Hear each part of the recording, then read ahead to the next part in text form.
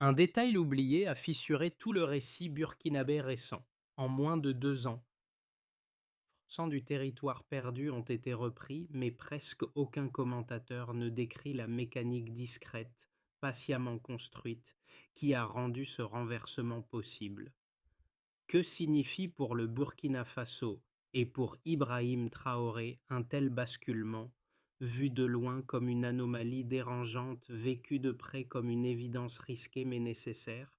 À l'horizon, une souveraineté plus affirmée se dessine, encore instable, assez prometteuse pour intriguer, trop fragile pour rassurer pour l'instant. La promesse implicite de cette histoire repose sur une intuition simple: comprendre comment un pays longtemps fragilisé a réussi à inverser, en un temps réduit, des dynamiques jugées irréversibles. Le Burkina Faso, pris dans un cycle d'insécurité, de fragmentation territoriale et d'exode rural, a vu se produire une métamorphose que peu anticiper. Les observateurs y discernent un pari risqué: avancer rapidement sans rompre l'équilibre interne. Cette tension constitue l'enjeu central du récit. Pour le spectateur, l'intérêt ne réside pas uniquement dans la statistique spectaculaire, mais dans ce qu'elle révèle: une capacité rare à recomposer simultanément le territoire, la cohésion et la souveraineté décisionnelle. Le bénéfice potentiel est clair: saisir comment un État présenté comme dépendant redevient un acteur capable de fixer son propre rythme. Et une question demeure déjà en suspens, comme un fil tiré trop tôt. Qu'est-ce qui a réellement permis ce basculement initial? La révélation surgit en deux temps. D'abord, un chiffre improbable: 92% du territoire repris, qui oblige à revoir toutes les grilles d'analyse habituelles. Puis, presque en silence, une seconde évidence apparaît: la stratégie qui a rendu possible ce renversement n'a ni modèle antérieur ni équivalent régional, ce qui bouscule profondément la lecture classique du Sahel. À partir de là, le contexte burkinabé se recompose sous un angle inédit. Le pays sortait d'une séquence de fragmentation avancée: routes impraticables, villages vidés, écoles fermées, chaînes logistiques rompues. Les communautés, prises entre l'insécurité chronique et la résignation, évoluaient dans un espace où l'État semblait s'effacer à mesure que progressaient les groupes armés. La bascule observée ces derniers mois prend donc racine dans ce point de départ extrêmement dégradé. Ce qui surprend les observateurs, ce n'est pas seulement la rapidité de la reconquête, mais la manière dont elle s'est déployée, une approche de terrain où la vitesse d'exécution compte autant que la doctrine. Loin des schémas bureaucratisés, l'action s'est concentrée sur des zones autrefois abandonnées, générant un sentiment inattendu, celui qu'un État peut encore protéger, même dans ses marges désertiques. Dans les villages, les signes faibles sont apparus les premiers: routes rouvertes, marchés réanimés, familles sorties de l'exil. Cette reconstruction ne s'explique pas uniquement par des opérations militaires. Elle se lie aussi dans la réhabilitation morale et sociale impulsée à grande échelle. Là où beaucoup voyaient une anomalie institutionnelle, une partie de la société a reconnu une opportunité stratégique: reprendre l'initiative sans dépendre d'une aide extérieure incertaine. Les gestes ordinaires, cultiver, vendre, enseigner, sont redevenus les marqueurs les plus fiables d'une stabilité renaissante. Dans cet enchaînement, l'effet domino devient visible. Chaque amélioration locale entraîne une autre, reconfigurant progressivement la perception du pays. Pour saisir comment la transformation s'est diffusée, il faut suivre ceux qui en sont devenus les vecteurs les plus inattendus. Le changement n'est pas descendu des institutions. Il s'est propagé à travers des trajectoires individuelles longtemps reléguées aux marges. Le premier repère est Moussa, ancien maçon condamné pour vol, dont la vie oscillait entre erreurs répétées et silence social. Lorsqu'il est intégré aux unités réhabilitées, sa fonction se redéfinit brutalement. Sur le terrain, il n'est plus perçu comme un homme marqué par son passé, mais comme une présence protectrice. Pour les villageois, il devient une silhouette rassurante, imparfaite certes, mais indispensable pour rétablir une normalité oubliée. Un deuxième fil se dessine avec Aisha, mère d'un jeune homme tombé au combat. Son deuil, longtemps immobile, se transforme en une forme de force intérieure. À travers ce programme, elle aperçoit la possibilité que le sacrifice de son fils s'inscrive dans un mouvement collectif. Ces mots, souvent murmurés, connectent douleur et dignité, rappelant que la reconstruction ne se limite pas aux routes rouvertes ni aux marchés réanimés. Elle touche le tissu émotionnel du pays. Ces deux trajectoires, parmi d'autres, montrent que la recomposition se joue dans les interstices. Alliances locales, gestes quotidiens, regards échangés dans les villages revenus à la vie. Lorsque des existences marginalisées deviennent des repères sociaux, le centre de gravité se déplace. Et une question s'impose, nue, directe. Qui porte vraiment la reconstruction? Avant, le pays avançait sous le poids de l'incertitude. Après, une bascule nette s'est produite. Le déclencheur surgit tôt un matin, lorsqu'un ordre inhabituel traverse la chaîne hiérarchique, libérer ceux que l'on pensait perdus, puis les réengager comme défenseurs. Ce geste, d'abord perçu comme une anomalie, devient la scène inaugurale d'un renversement plus vaste.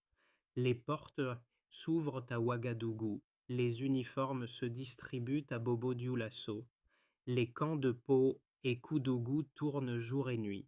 Chaque action déstabilise une logique vieille de plusieurs décennies.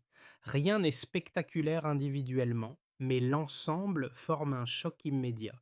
Des hommes encore marqués par la prison se retrouvent projetés dans une discipline neuve. La surprise se lit dans les regards locaux, puis dans ceux des sceptiques qui observent la scène à distance. Les premières équipes s'engagent vers les zones reprises, avançant sur des routes que l'on croyait perdues.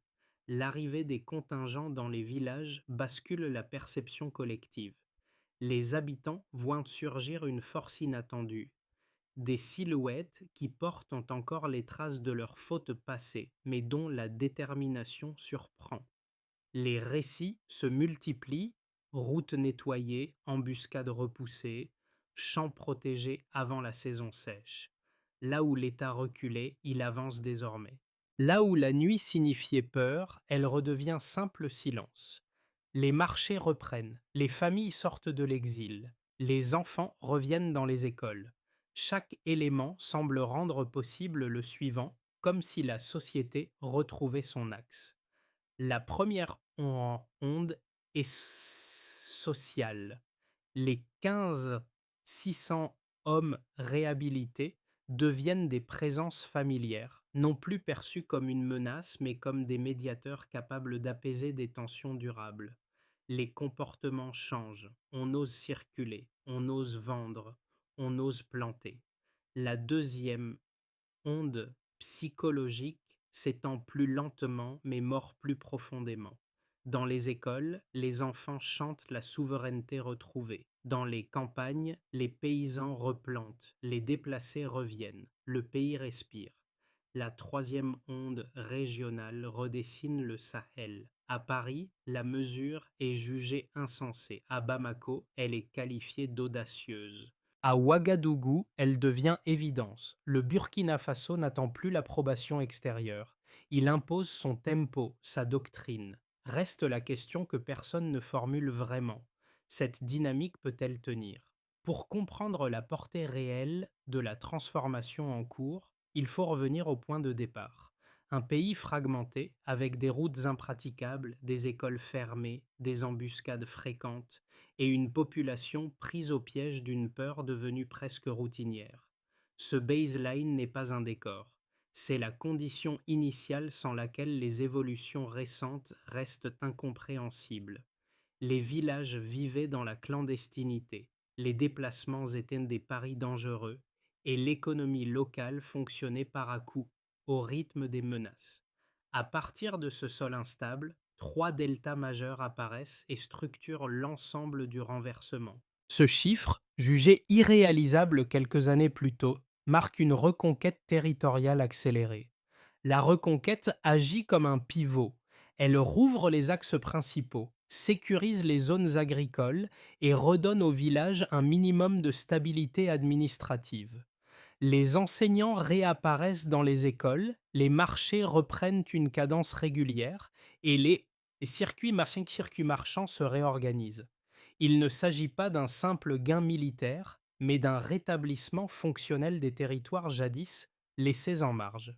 La chute spectaculaire des embuscades traduit une pression directe sur les groupes armés dispersés. L'impact s'observe immédiatement. Les commerçants n'ont plus à choisir entre vendre ou survivre, les transports agricoles circulent sans interruption. Les villages isolés redeviennent accessibles.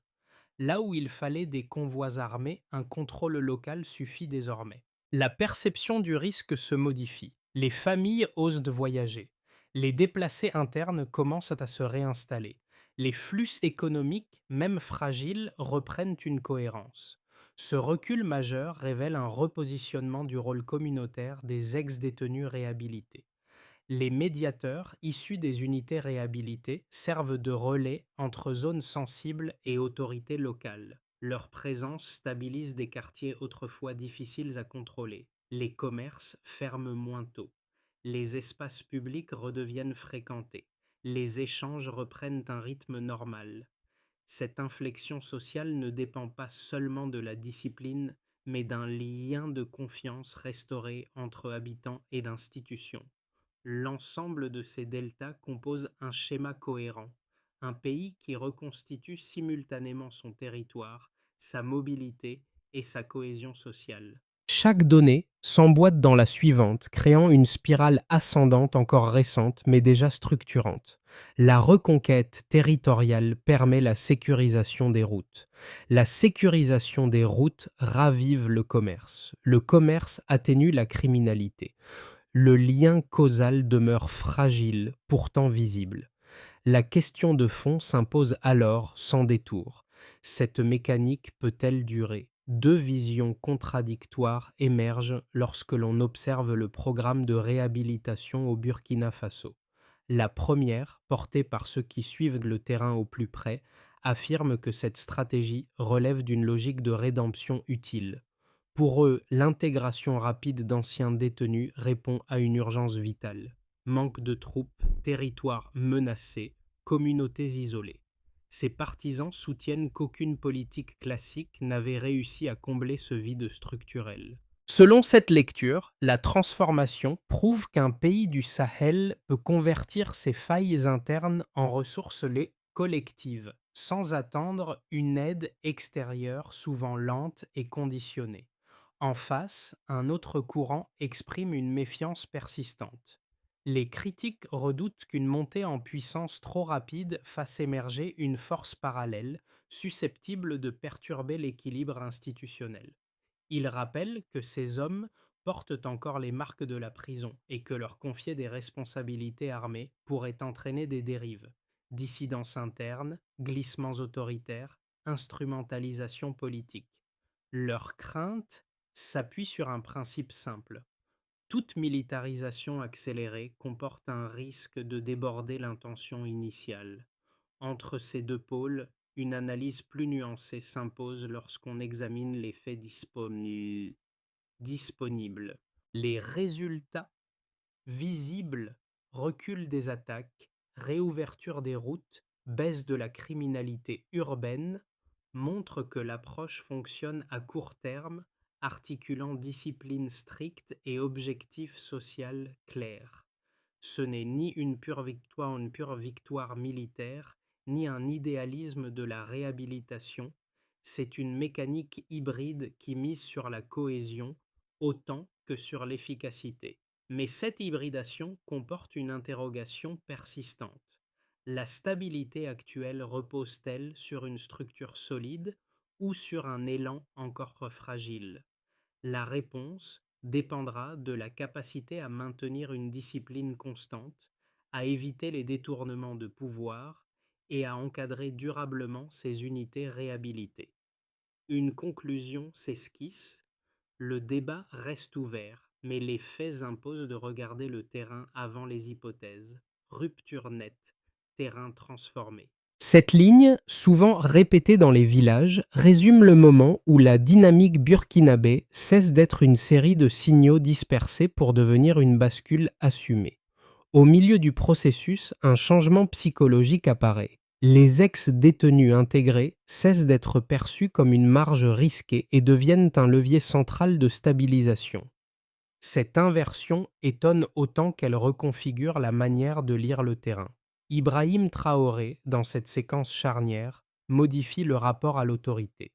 Sa décision, réhabiliter pour protéger, défie les schémas classiques où la sécurité repose sur l'exclusion. Ici, le geste inverse fonctionne. C'est l'intégration qui produit la cohésion. Là où l'Occident voit une anomalie pouvant déraper, les communautés locales y voient une opportunité pour reprendre la main sur leur sécurité quotidienne. Ce qui frappe, ce n'est pas un spectaculaire militaire, mais une efficacité presque discrète. Routes nettoyées avant l'aube, ponts consolidés, champs protégés avant la saison sèche. Rien d'héroïque en apparence, mais chaque détail redonne au village la possibilité de planifier plutôt que de survivre. Et une question se glisse en silence. Que révèle exactement cette efficacité soudain crédible? Les conséquences de la transformation burkinabé s'organisent en cercles successifs, chacun révélant une dimension distincte du basculement en cours. L'effet immédiat touche les institutions nationales, MNN. L'État, longtemps considéré comme fragmenté, réapparaît dans les zones où il avait disparu. Les 92% de territoires repris stabilisent l'appareil administratif. Les écoles rouvertes deviennent les marqueurs visibles d'une autorité restaurée. Ibrahim Traoré, en orchestrant ce recentrage, modifie la perception même du pouvoir. L'État redevient un acteur concret, capable d'assurer sécurité et continuité dans des régions autrefois abandonnées. Le deuxième cercle concerne l'économie, DN. La baisse de 72% des attaques routières libère les trajets commerciaux autrefois paralysés. Les marchés reprennent rythme, les producteurs circulent à nouveau, les villages éloignés redeviennent des points d'approvisionnement. Les zones agricoles abandonnées voient les paysans retourner aux champs. La présence des ex-détenus réhabilités, désormais intégrés dans la sécurité locale, permet de rétablir un minimum de fluidité économique. Les commerçants, longtemps pris dans une logique de survie, travaillent de nouveau avec une marge de sécurité réelle. Le troisième cercle touche la société, ND. La baisse de 48% de la criminalité urbaine modifie l'atmosphère des quartiers. Les ex-détenus devenus médiateurs rétablissent des ponts que les institutions classiques n'arrivaient plus à maintenir. Les familles déplacées rentrent, les enfants retrouvent les écoles, les espaces publics se réaniment. Les gestes ordinaires, marcher le soir, ouvrir un commerce, cultiver un champ, cessent d'être des actes risqués. Cette respiration sociale, discrète mais décisive, montre que la stabilité se construit par couches fines. Enfin, le quatrième cercle concerne l'équilibre régional, KVV. Le Burkina Faso, autrefois perçu comme un espace expérimental dépendant, devient un référent observé par ses voisins. Le Mali, le Niger, le Tchad examinent une stratégie jugée insensée à Paris, mais qualifiée d'audacieuse à Bamako. Le pays impose désormais son tempo, non par puissance brute, mais par l'efficacité inattendue d'un modèle enraciné dans ses propres ressources humaines. Cette recomposition inquiète certaines capitales occidentales, mais elle galvanise plusieurs pays du Sahel, qui y voient une voie possible vers une autonomie stratégique plus affirmée. Une interrogation demeure suspendue. comme un fil. Cette dynamique peut-elle résister à l'usure du temps? Les mois à venir ouvrent trois trajectoires possibles pour le Burkina Faso. Elles ne prédisent rien avec certitude, mais elles dessinent les contours d'un avenir dépendant autant de la discipline institutionnelle que de la cohésion sociale amorcée sous l'impulsion d'Ibrahim Traoré. La dynamique actuelle se maintient à un niveau stable. Les 92% de territoires repris servent de socle durable. Les unités réhabilitées continuent d'occuper les zones sensibles, tandis que les écoles et les marchés restent ouverts dans la plupart des localités. Les tensions internes persistent, mais elles demeurent contenues. Ce scénario repose essentiellement sur la coordination régulière entre forces de sécurité, autorités locales et communautés rurales. Si cette articulation tient, le pays pourrait consolider une stabilité imparfaite mais réelle. Les résultats forts en présent inspirent les pays voisins, ouvrant une coopération sécuritaire inédite dans la région. La baisse des attaques routières stimule les échanges commerciaux. Les villages réinstallés deviennent des pôles de production. Le modèle burkinabé circule, se discute, s'adapte. Une boucle vertueuse apparaît. Sécurité améliorée, économie relancée, cohésion sociale renforcée, stabilité politique accrue. Dans cette hypothèse, le pays gagne en influence non par domination, mais par l'exemplarité d'une stratégie fondée sur des ressources internes. Une série d'incidents isolés fissure la confiance acquise. Certaines unités réhabilitées échappent au contrôle. Des tensions politiques internes s'aggravent. Les groupes armés exploitent des failles pour relancer des attaques ciblées. Les marchés se replient, les villages frontaliers se vident partiellement. Les progrès s'érodent lentement, non pas par effondrement brutal, mais par une succession de dérives modestes qui fragilisent la cohésion nationale. Dans cette pluralité de futurs possibles, une recommandation s'impose.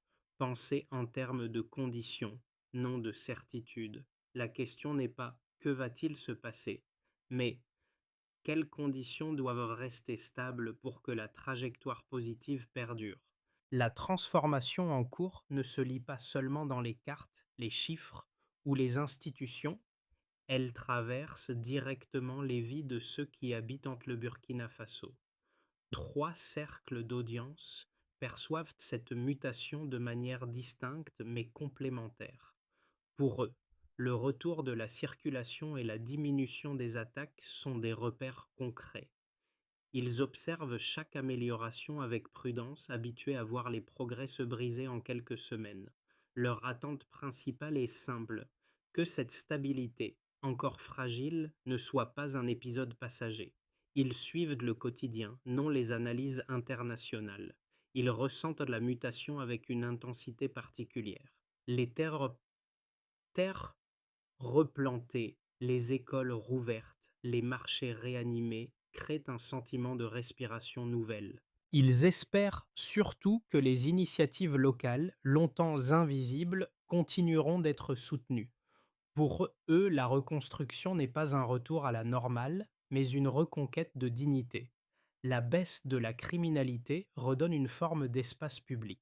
Les médiateurs, issus des unités réhabilitées, réintroduisent du dialogue dans les zones autrefois difficiles. Ils veulent croire que cette dynamique ne deviendra pas rigidité et que la réhabilitation restera au service de la cohésion, non de la seule logique sécuritaire. Tous partagent une même interrogation. Cette mutation peut-elle tenir? Pour que la dynamique actuelle ne se dissolve pas avec le temps, une méthode claire s'impose. Non pas un slogan, mais une suite d'étapes capables d'ancrer l'élan présent dans des structures durables. Le Burkina Faso ne peut compter sur l'inertie. Il doit s'appuyer sur un plan qui clarifie les responsabilités, impose un rythme et mesure les résultats avec rigueur. À ce propos, stabiliser les services publics essentiels dans les zones reprises. Les autorités locales réhabilitent routes, écoles, centres médicaux. Les communautés prennent en charge l'entretien quotidien. Indicateurs. Maintien continu de l'accès aux services sur 3 mois. À ce propos, renforcer l'encadrement institutionnel des unités réhabilitées. L'État impose une supervision stricte afin d'éviter dérives ou autonomisation. Ibrahim Traoré inscrit cette logique dans une discipline hiérarchique claire. Indicateur. Absence d'incidents internes répertoriés. À ce propos, prolonger le rôle des médiateurs communautaires. Les anciens détenus intégrés restent présents dans les quartiers et les villages. Les chefs locaux encadrent la résolution des conflits. Indicateur. Baisse continue des tensions déclarées. À ce propos, sécuriser la reprise agricole et commerciale. Les paysans replantent les terres abandonnées. Les communes assurent la protection des zones de production. Indicateur. Maintien des surfaces cultivées après une saison complète. À ce propos, articuler gouvernance civile et commandement militaire. Les institutions civiles et militaires coordonnent leurs décisions pour éviter tout glissement autoritaire. Cette articulation protège l'intention première du programme, reconstruire sans répéter les failles du passé. Indicateur. Fonctionnement régulier des organes civils. Ces étapes dessinent un chemin exigeant mais possible, transformer l'élan en structure durable. Lorsque l'on observe la trajectoire du Burkina Faso, deux visages reviennent inévitablement, celui de Moussa et celui d'Aïcha. Leur présence silencieuse révèle ce que les chiffres ne peuvent saisir. Moussa, avec son uniforme encore neuf, incarne la seconde chance devenue utilité publique. Aïcha, dans un deuil transformé en force tranquille, rappelle que la cohésion ne naît jamais des seules décisions politiques, mais des existences fragiles qui acceptent de se relever. Ces trajectoires ordinaires éclairent l'intention profonde du programme. Ibrahim Traoré apparaît ici comme celui qui rend possible la réintégration de ces vies dispersées dans un récit national cohérent, non par héroïsme, mais par un geste qui déplace les limites du possible. À travers ces milliers d'hommes réhabilités, il rappelle qu'une souveraineté ne s'impose pas. Elle se construit patiemment dans les gestes quotidiens. La suite dépendra de cette capacité collective à tenir le fil qu'ils ont recommencé à tisser. Et une phrase s'impose nette et simple: la cohésion naît toujours des trajectoires les plus humbles. La transformation du Burkina Faso ne se résume ni à une victoire sécuritaire ni à une recomposition institutionnelle. Elle ouvre une réflexion plus large sur la manière dont une société choisit de reprendre en main son destin. Le pays avance par strates successives, porté autant par des décisions structurantes que par des gestes ordinaires qui réparent peu à peu le tissu social. Les trajectoires individuelles, comme celle de Moussa ou d'Aïcha, montrent que la souveraineté n'est pas un état figé, mais un effort continu. Dans ce moment charnière, ceux qui observent de loin, comme ceux qui vivent de la mutation au quotidien, partagent une même préoccupation. Comment préserver ce qui a été reconstruit sans le figer, sans le déformer, sans l'épuiser? La réponse n'appartient à aucune institution seule. Elle dépend de la capacité collective à maintenir le dialogue, à protéger ce qui renaît et à reconnaître la valeur des initiatives locales.